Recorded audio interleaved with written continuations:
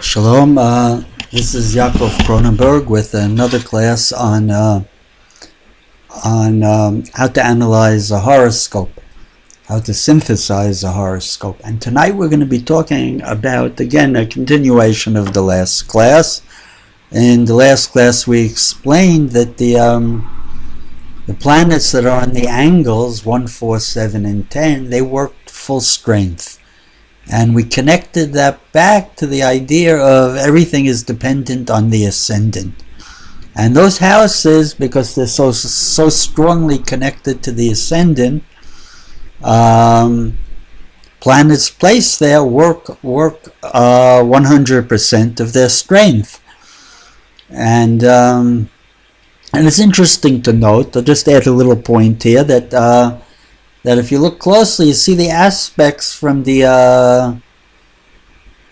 from 4 and 10 are squares, and the aspect from 7 is an opposition. So you have all like difficult aspects when you consider it. And the ascendant, of course, is conjunct. A planet there will be conjunct. So again, the explanation here is that planets, these are the most important houses of the chart. The 4 and 10 are the past and the future. They're the parents, father and mother. And the 7th house is the partners, especially the marriage partner. And so if you look closely, you see that all of them are difficult aspects. And my teacher, a Zoltan Mason, always used to say, you like a square where a square should be.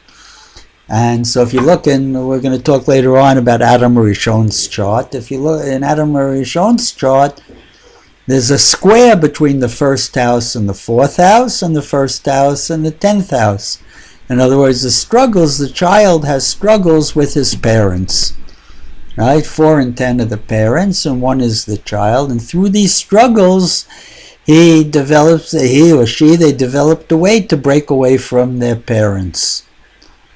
Right? If they didn't have all this tension between the parents, they would always stay home and they would never get anywhere in life. And if you look at the 7th house, the 7th house is an opposition, which is a little different. There's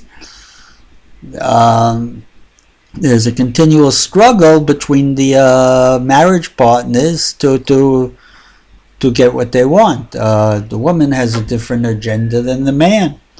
And each one is, pushing their agenda. And the thing is to learn how to cooperate. The way to overcome an opposition is through cooperation. You're not going to overcome it through a square, like breaking away from your parents. If you break away from the marriage, then the marriage is over. And it takes a number of years to recover. So it's not so great. And so that's how the 4, 7, and 10 work. And tonight I want to talk about some other houses. I want to talk about, again, in relation to the ascendant, there's 4 houses that are considered bad in astrology. The 2nd house, the 6th house, the 8th house, and the 12th. And we'll explain now, in relation to the ascendant, why they're considered bad houses.